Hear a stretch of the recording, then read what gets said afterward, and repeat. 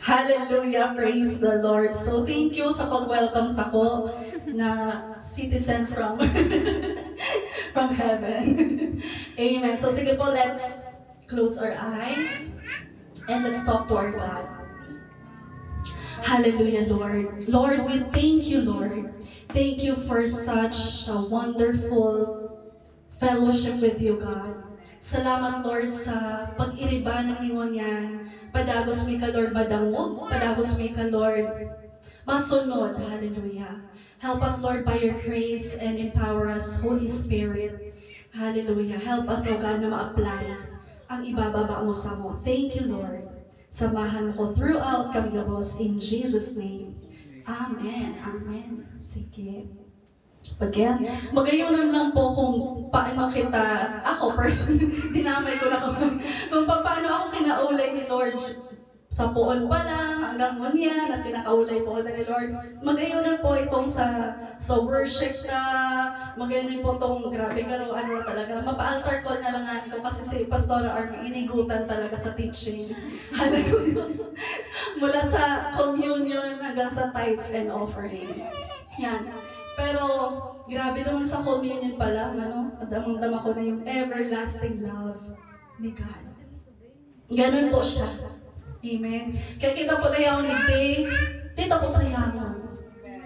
No, ang mensahe ni Lord, na madawta siya. At ang focus na po, bako kung sa left, right, up, and down, kundi kay Lord lamang. Amen po. Amen. Kasi sayang ang presence siya ta. Kung na-enjoy yung presensya niya. Amen. Hallelujah. So sige po, i-flash na muna po ang Romans 12, 1 and 2. NIV mo, nakita mo niyan.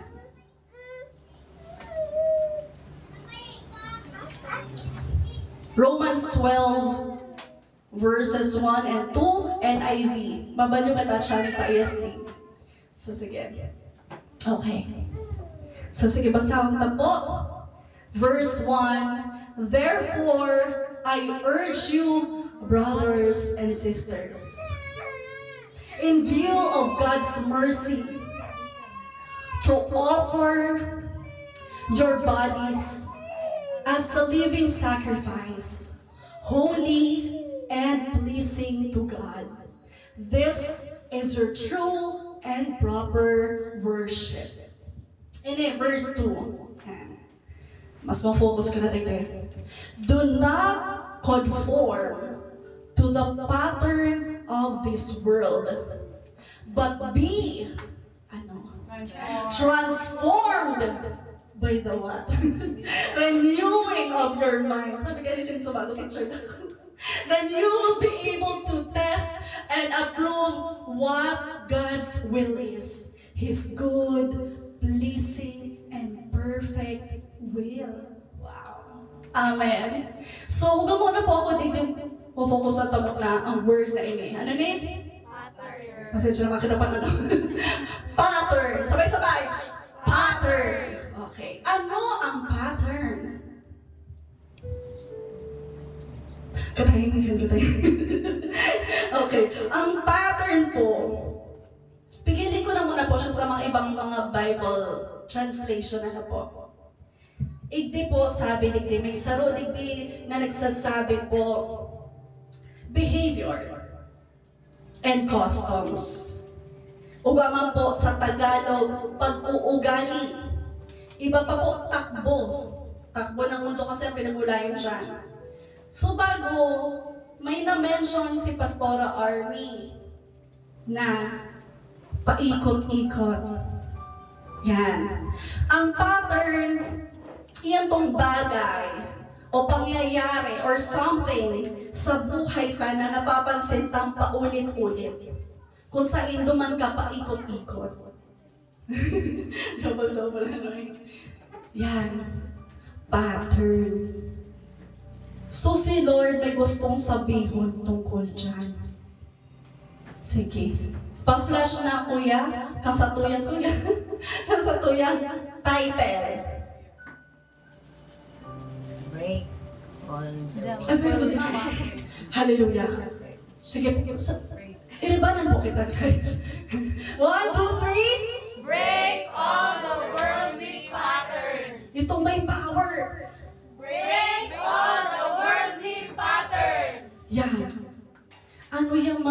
worldly patterns na yan. Diba? Napapansin ta po malamang sa palibot tao mismo sa sadirita, pero mas magayon po, ang sadirita ang sa tuyang i-assess. Anong klaseng pattern na nangyayari sa buhay mo na paulit-ulit, yaon ka na naman siya. Paikot-ikot ka, pabalik-balik, yaon ka na naman siya. Yan. Yan. Break all the worldly patterns. Gets naman ka ng break? Ano ang break? Sirain, potolon, punduhan, wakason. Okay, gets na. Pag sinabing all, anong ibig sabihin?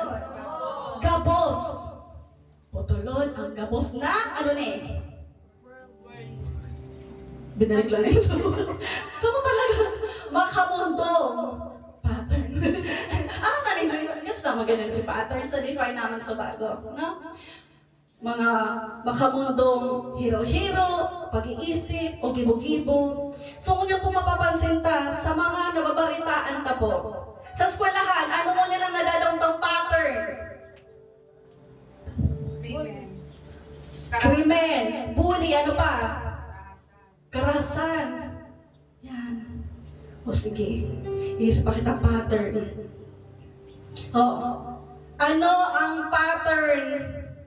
Kapag, ano ka rin, truto lang. Pag nag-uran, ano nangyayari? Usually, anong pattern? Ano nangyayari pag nag-uran? Ang mga tao, ano? Dahil nag-abot, turog. Kaya, dahil nag-church. Yan. Aramor po nindo habang nag-worship kita. Itong halapang title. Pero gusto ni Lord sabihin, break that pattern. Break that pattern. Sa sadirita, sa sabihan ta, maging sa mga kaibahan na taligday, mabantayan kita ligday. Diba? Kasi nga ni watchman kita. Ni Lord. Ano ibig sabihin pag watchman? Tama, yun ang sabihin. Mabantay ka, ibig sabihin, gusto mong, mabantay ka kasi gusto mong ingatan ang kadaklan. Ang kadaklan. Sunod ko dyan, 3:16. Ano, may word duman na world. Pero ang tinutukoy duman, sabi duman, for God so loved the world. Sige daw sa ESD nakita, matagalog na kita. For God so loved the world, habang nalata, that He gave His one and only Son, that whoever believes in Him shall not perish but have everlasting life. Sige po, hindi po magayon po ni, kita magsawang i-meditate po ni. Ganito kamahal ng Diyos ang sanlibutan. Refers to mga tao sa mundo. Ibinigay niya ang kanyang kaisa-isang anak, si Isayan, Jesus Christ. Upang ang sino mang sumasampalataya sa kanya ay, wow, hindi mapahamak, kundi magkaroon ng buhay na walang hanggan. Yan. Church, si Lord, inapod kita para dahil kita mapahamak.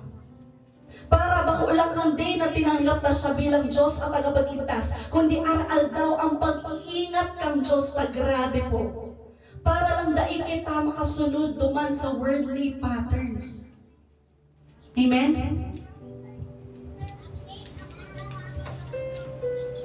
Okay.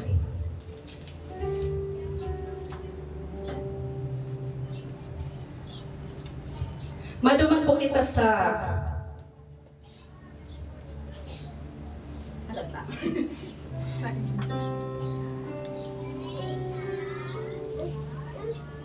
John 17, poon 14 hanggang 18. Juan 17, 14 to 18.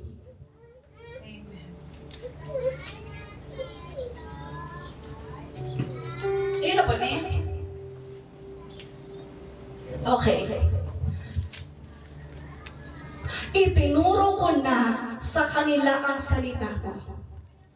Mga disciples po ni, para sa to po ni. Nabubuot sa kanila ang mga taong makamundo. Amen ba? Totoo, may namamating Okay. Dahil, may dahilan. Hindi na sila makamundo. Tara, praise the Lord, ito po. Hello po. Tulad ko na hindi makamundo. Wow, thank you, Jesus. Hindi ko idinadalangin na kunin mo na sila sa mundo. Si Lord nga niya, abo niya pakitang, di ba? Oh, di ko mag-pray kayo. No, wala no. Si Lord mismo nagsabi, kundi ingatan mo sila laban sa masama. Sa John 3:16 pa lang sinabi niya, habo niya kitang mapahamak. Di man habo niya po kitang may mangyaring masama. Ganon niya kita iniingatan. Alalahanan mo yan, tugang na iniingatan ka kang Diyos. Hindi sila makamundo, tulad ko na hindi makamundo. Pagpakanta po ang Diyos. Amen. Kaya pala kapag minsan nakakaranas kita ng, pero grabe korontrans ako, mag-rejoice ka, sinabi ni Day, ibig sabihin, di ka na kasi makamundo. Diba? Dahil di ka na makamundo, syempre, na-react ang mga makamundo. Kasi iba ang mga inuulayan ka mga makamundo sa dai makamundo. Iba tong may spiritual na bagay, sama yung spiritual na bagay. Iba tong may relasyon kay Kristo, sama yung relasyon kay Kristo. Ibukod mo sila upang maging iyo sa pamagitan ng katotohanan. Anong katotohanan? Ang salita mo ay katotohanan. Di pa lang po mahihiling tayo. Nakitang mga Kristiyano, mga born-again Christians na ni-revive na ni Jesus, kang Diyos, kang Banal na Espiritu, inaapunan kita sa katotohanan. Sabi nila, katotohanan ang salita ko ay katotohanan. Dapat po, dahil inuulayan tang break all the worldly patterns, dapat arantanin po ang tunay tang pattern ng mga Kristiyano. Ano yan? Po? It's the Word of God. Si Lord ang tao sa tong standard. Bako ng makabundong bagay. Bako na kung ano ang uso. Bako na kung ano tong mas dakol. Diba? Kundi mamuhay ka na ayon sa katotohanan. Sige, madiretso ka dito mo na sa 18. Isinugo mo ako rito sa mundo, kaya sinusugo ko rin sila sa mundo. Nakapirang mundo. Pero po, may purpose kung paano ka tayaon ligdi sa mundo. Hindi mo sinusugo kita ligdi sa mundo. Pero again, ang highlight ka ng mga binasa sa John 17, asay duman sa ang Diyos ay nag-iingat sa to, kita po, yaon ligdi sa mundo, sa physical na mundo. Pero sabi nga apod sa to ni Lord, bako na kitang makamundo. Ibig sabihin, dahil na po kita namumuhay sa uso kang mundo, sa hanap kang mundo, sa appetite kang mundo, ano ang trending, ano ang pinaka-dakol ni reacts. 1/4, 1/2 appear. Ang porormahan. Diba? Break that pattern. As children of God, bako na kitang habong kong mga rason. Kasi iyo yan. Uso po yan. Iyo na po yan nasa eskwelahan ni. Sabi ni Papa, sabi ni Mama, ano ang sabi ni Lord sa word niya? Yes, again ako kita sa mundo. Totoo, may Mama, Papa, principal din, ano pa. May mga kaibahan kita. Pero again, ano na ang satong standard? Word of God. Sige po. Maduman kita sa Timothy.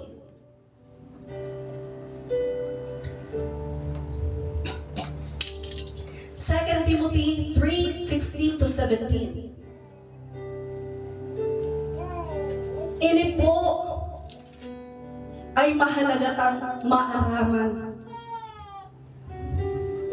Lahat ng kasulatan ay sinulat sa pamagitan ng kapangyarihan ng Diyos at mapapakinabangan sa pagtuturo ng katotohanan, pagsasaway, pagtutuwid at sa pagsasanay sa matuwid na pamumuhay, upang maging karapat-dapat at handa sa lahat ng mabubuting gawa ang naglilingkod sa Diyos. Itaas ang kamay ka mga naglilingkod sa Diyos. Amen. God bless you. Di ba? Kita po, daila kita inapod sa kung ano ang dakol. Kung ano ang sinasabing masiram ka mundo. Kung ano ang sinasabing, yun naman kaya talaga yan. Hindi pa, pag may hilang. Ano po? Ano yan? Pag may uso na kaya yan, iyo na kaya mo niya ng hirilangan. Ay, ang Kristiyano, yung bang nangululuwas ang uso. Uso na mo ba gintugang? Ay, break that pattern. In Jesus' name. Kasi minsan po, kita na ambassadors lago ni Jesus, sa to pa nagpupuro ng mga arugayan.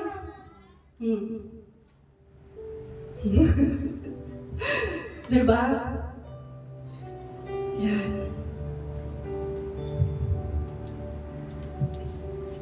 Kita po kay inapod na disciples. Kasi sa Tagalog, anong disciple? Alagad. Saka, taga-sunod ni Kristo. Pag taga-sunod, madunod ay. Tapi ko ng bayo nindo. Sabihon, disipulo ka ni Kristo. Reminder po. Yan. Igdi po pigsabi na ang gibo kang word ni Lord. Sige, balik ka 16.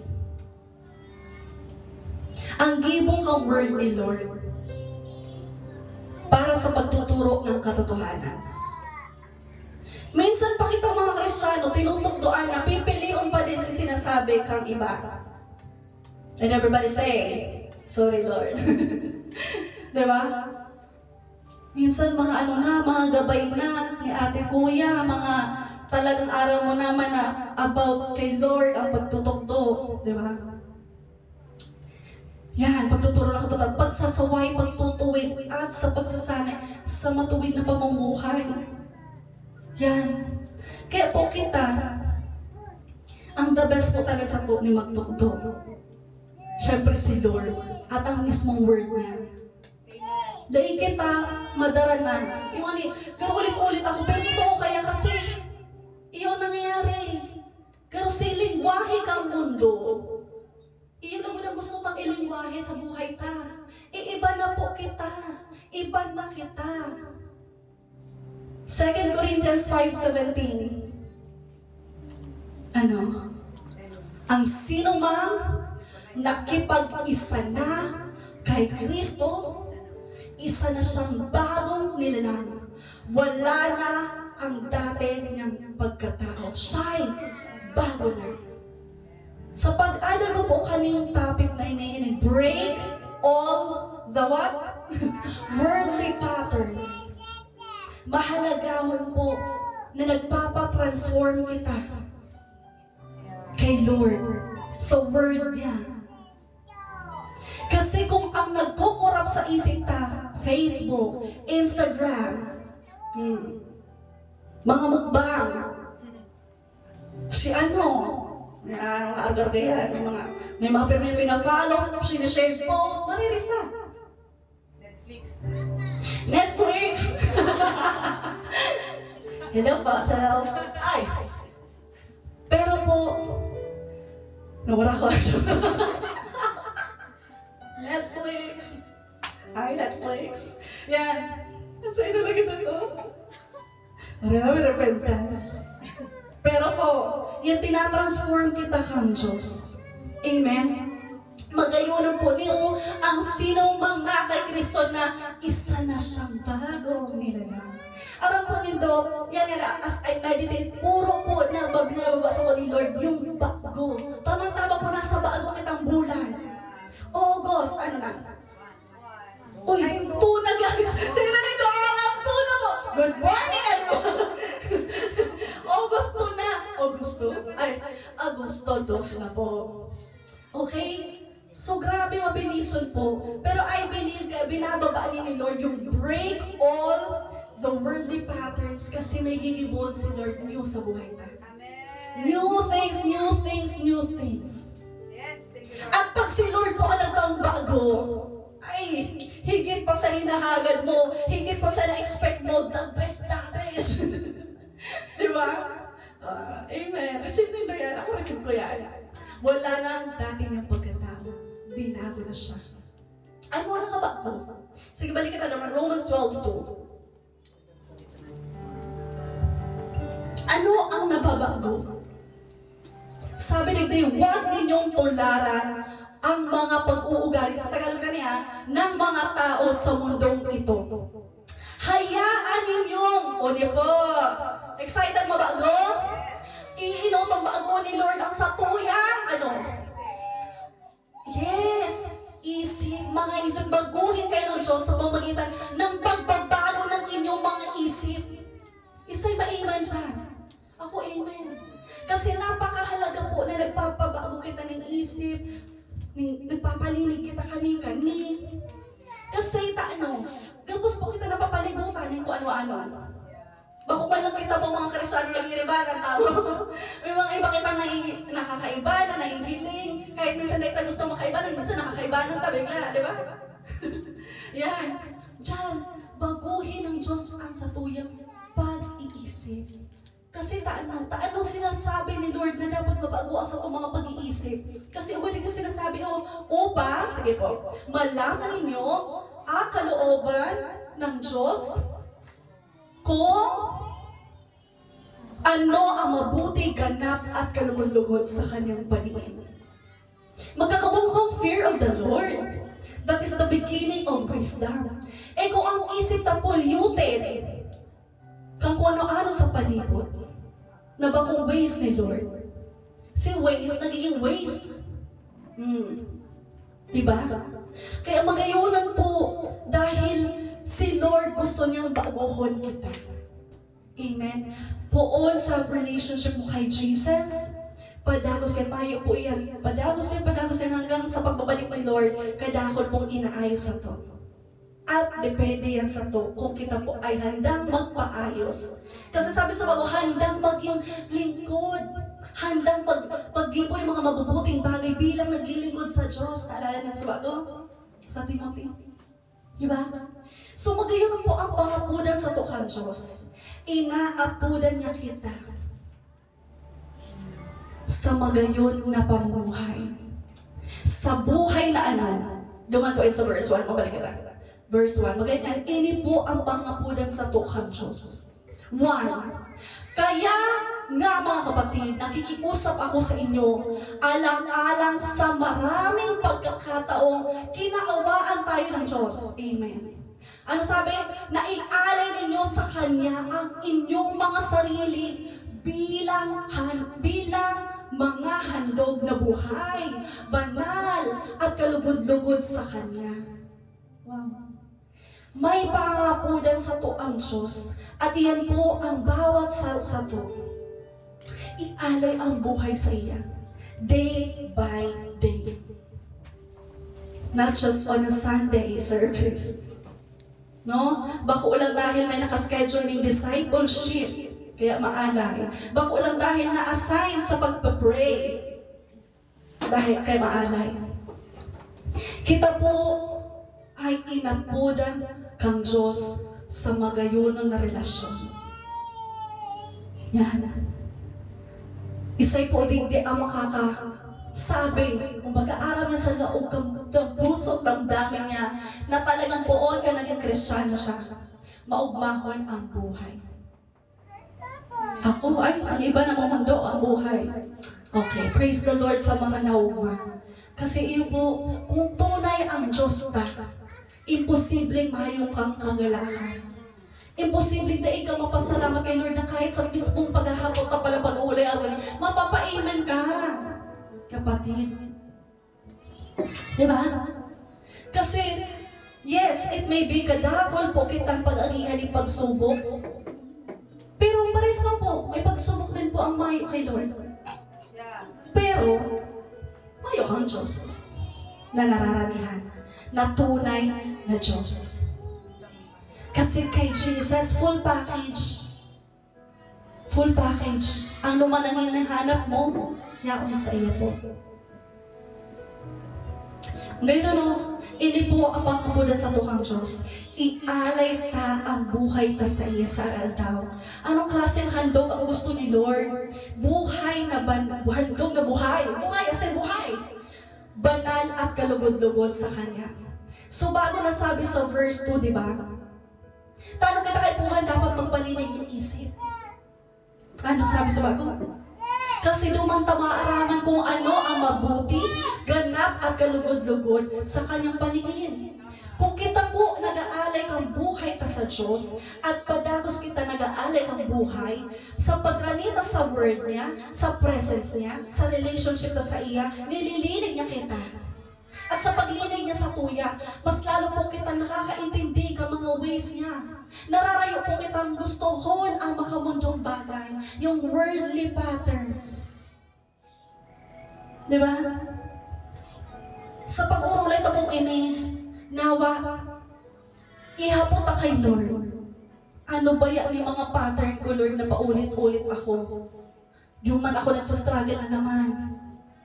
Kasi si Lord, inapudan ka niya to overcome. You are more than conqueror in Christ Jesus our Lord. Amen? Kaya kung bawa dahil pa kang makarelate sa urulay na ini, hagado ng relationship kay Jesus. Magkaubong relasyon sa Diyos dyan, mapuo ng pagbabago. Bako po yan pagbabagong taon lang. Having Christ in your life, kadakon bago. Bago na kaayusan, pasiring sa ganap, kalugod-lugod at mabuti sa paningin ng Diyos. Sa mundo, gusto kong ano ang nahihiling ng physical. Pero kay Lord, hinihiling niya po ang sa imo pananampalataya sa iya. We live by faith and not by sight. Kapag may faith po kita, you will see many things greater sa kaya mo. Ako po, glory to God. Araw naman yung kondisyon ko. Di ba? When it comes to seeing physically. Pero si Lord po, dain niya po ako, dain po siya nagpundos ako para magkaubab ang pananampalataya all the more sa iya. And dahil po ako lalo nahiling. It's not just about physical, no? But nagpupo din sa spiritual. Ang pagiging born again, bako siyang physical. Baka may nakaisip araw ng Nicodemo, di ba? Paano nga po yan, Lord, ang pagiging born again? Inisip ni Nicodemo, ha? Nakaluwas na ako, nakula na ako, babalik pa ako sa sinapupunan ni Mama. Pero bako yan, ang mabuborn again sa imo, mare-revive ang spirit mo.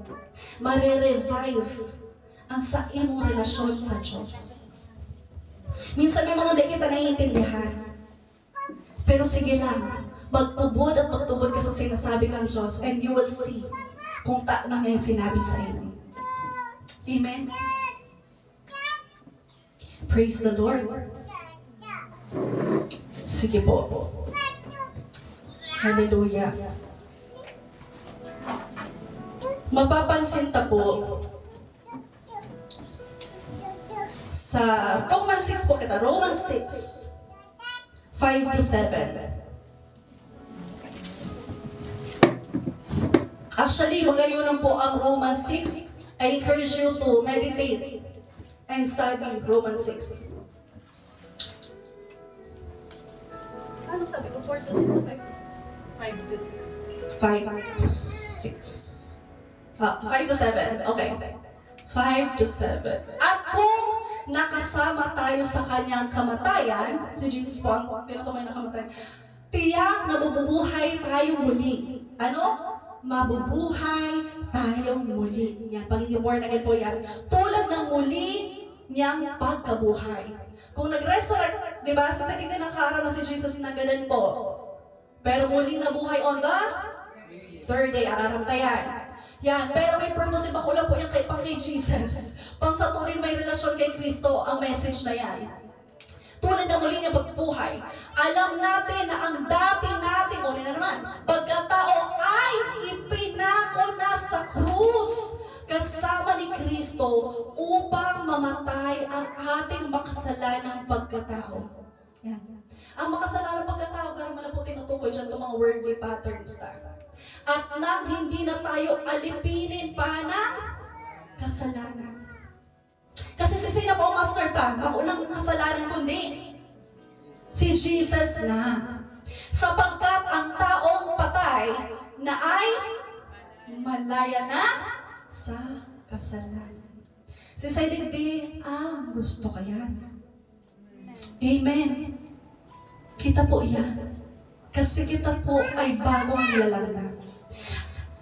Break all the worldly patterns. Hindi po mga na-discuss na praise the Lord, magayunan kung paano kita hinihiling ni Lord ang identity ta in Christ. Diba? Na hindi na overcomer kita, more than conqueror, free na from sin. Pero uga pa po kitang kaipuhan, action ng day by day. Kaipuhan ta po magkaubang yung pagbe-break sa mga worldly patterns na uga pa kita. Or baka ine-enjoy ta pa. Kasi again, bako po kita para sa makamundong bagay. Nagigets ta naman pa makamundong bagay? Bako na po iyan. Sige po, duman kita sa Romans 13:11 to 14.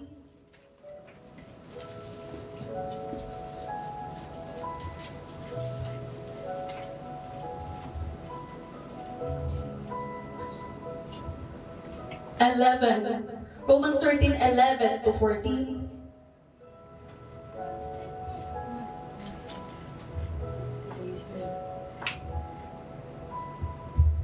Romans 13:11 to 13. Yan. Yan. 11 to 14 pala. Okay. Dapat ninyong gawin ito dahil alam ninyong panahon na para mata na ba? Gumising kayo. Nasa inyo. Sapagkat mas malapit na ngayon ang oras ng ating kaligtasan kaysa noong una. Wow. Kaysa noong una nang tayo'y sumampalataya kay Jesucristo. Ngayon, madilim pa, ngunit malapit ng mag-umaga. Kaya itigil na ang anak. Ay! Pabasa po, itigil na ang sarabay. Itigil na natin ang mga ginagawa natin sa dilim at sa halip ay isuot natin ang sandata ng liwanag. Hanggang 14. Mamuhay tayo ng marangal dahil tayo ay nasa liwanag na. Huwag tayong makibahagi sa magulong inuman at paglalasing, sa sexual na immoralidad, kalaswaan, sa pag-aaway at sa inggitan. Sa halip, paghariin ninyo sa inyong buhay ang Panginoong Jesucristo. At huwag ninyong pagbigyan ang inyong makamudlong pagnanasa. Very good man ka mo sa reading. Pero ngunyan, dapat maging very good din kita sa breaking worldly patterns. Sige, balik ka na naman sa 11. Nanam ta pa. Yan. Ay, 12 pala. 12 na kita. Hallelujah. Grabe na. Kaya, may CTA. Yan, may CTA. Alam niyo daw CTA? Very good ang mga kids teacher. Yan. Ang CTA po, call to action. Ibig sabihin, every time po kita nag-a-add ng Word of God, dapat permititang into application. Dahil lang kita, hearer. Kundi doers of the Word. Yan din yan sa James. Pero dahil nakatawa, diba? Sabi nila, kaya itigil na natin, kasali ko sa natin, ang mga ginagawa natin sa ano mga, dahil ko man po, araw na nito yan. At sa halip ay, isuot natin ang sandata ng liwanag. Sa Ephesians 6, may sandata kita full armor. Amen? Igdiman sandata ng liwanag. Sabihin mo daw sa katain mo, suklot mo ba? Kung dae na, sulutin na. Okay, so masulot po kita ng sandata ng liwanag. Wow! Pag nasulot na ang sandata ng liwanag na halik kay Christ, ini po ang satuya pang further na call to action. Mamuhay tayo ng marangal dahil tayo ay nasa liwanag na. Isa'y digdan nasa liwanag na. Dahil kay Isay. Hallelujah, Aram. Amen. Okay. Huwag tayo makibahagi sa... Okay, mapundo kita. Anong title ta? Nabibreak ang magsabi ha. Oh, sabay-sabay. Ano mga pag sinabing break? Pag sinabing all? Pag worldly? Patterns? Patterns. Okay, pag sinabi mga mundo, iyan itong mga bagay na dahil ugma ang Diyos. Okay? Para sa simpleng patarama. Okay, magugulong inuman. So sa inuman pala, ano? Magulo. Sisiligdan na ginong pero tapos lalo nag-okay ang buhay niya. Sigaw! Sumigaw! Okay. Ang Diyos po nagsasabi. Nag-urulay digdang may sandata ng liwanag. Okay. Masabi ako kani, masabi ko, break that pattern! Okay. Magugulong inuman! Break that pattern! Okay.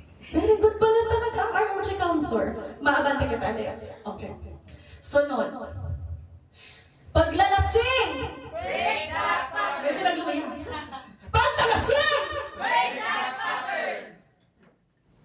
Ready na? Ready pa? Mag-seatbelt na. Sexual ang moralidad! Break that pattern! Medyo nagluya na naman to. Break that pattern! Okay. Kalaswangan! Break that pattern! Medyo naluya pa. Break that pattern! Okay, baka po. Yes! May nangyayari po, alam nila yung declaration, may revival po na nagaganap in the supernatural. Okay. Pag-aaway! Break that pattern! Pag-aaway! Break that Sarap pattern! ang pag-aaway! Break that pattern! Amen. Salon, inggitan! Break that pattern! Inggitan! Break that pattern! Amen. Kamusta ka mo sa pag-break ng pattern? There's gonna be a great awakening. Si Bishop naalala ko. There's gonna be a great revival in our land. Totoo po yan. Aramin do, faith. Pag nagtatarong kita, na may declaration through the Word of God, that's called faith. And kaya nga po, kitang mga Kristiyano, dapat, grabe po ang courage, ang boldness to break those patterns. Amen? Iyan po ay ilan lang sa mga makabundong pattern. Pero again, we have our time. May mga dila pa man kabusig din. Death and life is in the power of our tongue. Tama ba? Proverbs 19:21? Tama ba? O 18:21? Paano po pa-flash? Proverbs 18:21.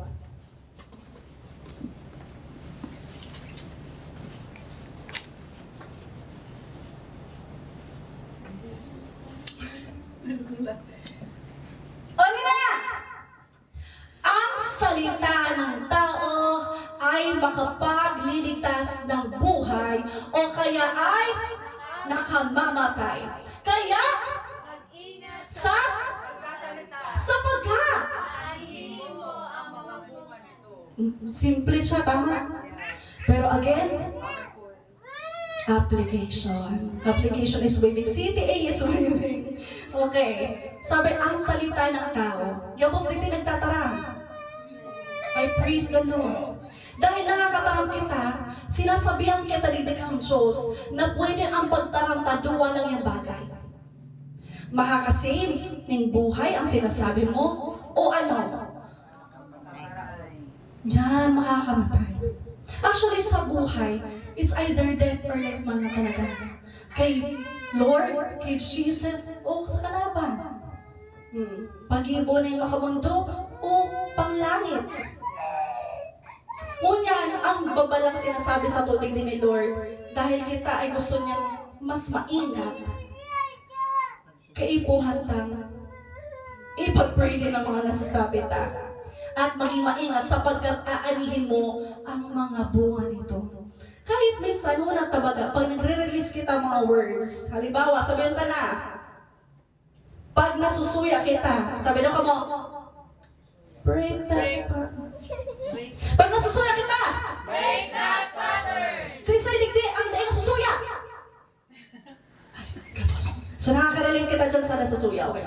So ma-break that pattern. Okay, pag nasusuya kita, ano ang nagiging epekto? Nagluluwas ang puso ta. Usually, anong klase? Pag nasusuya po kita, anong nagluluwas? Bad words, negative words. Dahil po siya nakaka-umay. Diba? Gabos na ako pagdigday na may naka-receive na akong negative word from kung saan man. Gabos na. So, aramin do ang epekto kapag nasasabihan ng negative word. At dahil dyan, mas lalo kitang mag-ingat personally. Kasi aram ta na may epekto ang mga sinasabi sa to, iniwa mo pong epekto ang sinasabi ta. At dahil may epekto po yan, kay puntang ilaban, isurrender kay Lord sa itong mga puso sa kadila. Tsaka ang gabos, ang isip. Dadamay-damay lang yan.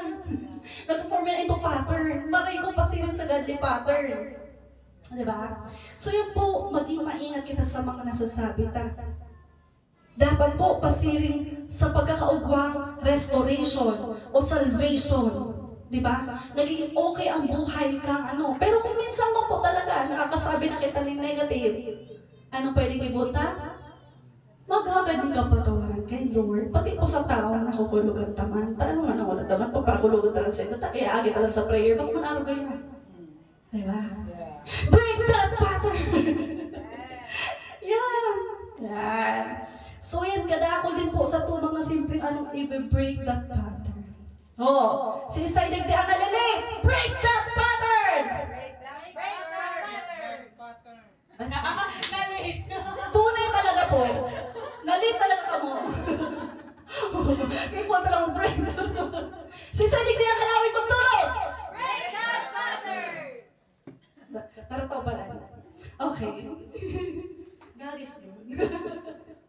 Hallelujah. So yan po, grabe po. Dahil po gusto kita ni Lord mas mabago. Yan po kay Puhan ng alalahanan. Yung breaking the worldly patterns. So again, nawa, i-assess ang padagos ang satuyang mga patterns. Are we aligning yung pattern kang buhay na pasirin sa Diyos o pasirin na pala sa makamundong bagay? Diba? Kasi ang Diyos ay nagliligtas. Ang Diyos ay nagtutuwid. Ang tataramo niya, yaon po para ilid kita sa katotohanan.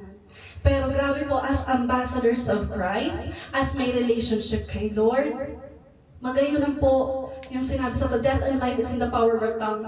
So you should break that worldly patterns. Yan, pag nag-review ka tayo, dahil pag ulay ito reminder, break that pattern. Break that pattern. Dahil, kasi, si Lord nagsabi diba? So all the more na kaipuhan tang apply talaga. Not just sa sarili, pero dalas-dalas ang i-review ko lang sa sarili ta. Dako lang, break that pattern. Nakakalimutan mga break that pattern. Diba sa Bible, si David, may iba siya, bless the Lord, oh my soul. Sinasabihin sa nila, ito bless. Mag-iba pa pagre-review. You can review yourself then. Ituwin mo, di ba? Break that pattern. Break that pattern. Yan, kasi magkaroon po kitang inapunan kita ni Lord sa liwanag. Amen. Hallelujah. So praise the Lord po. Ibalik na itong, may flash na po sa title.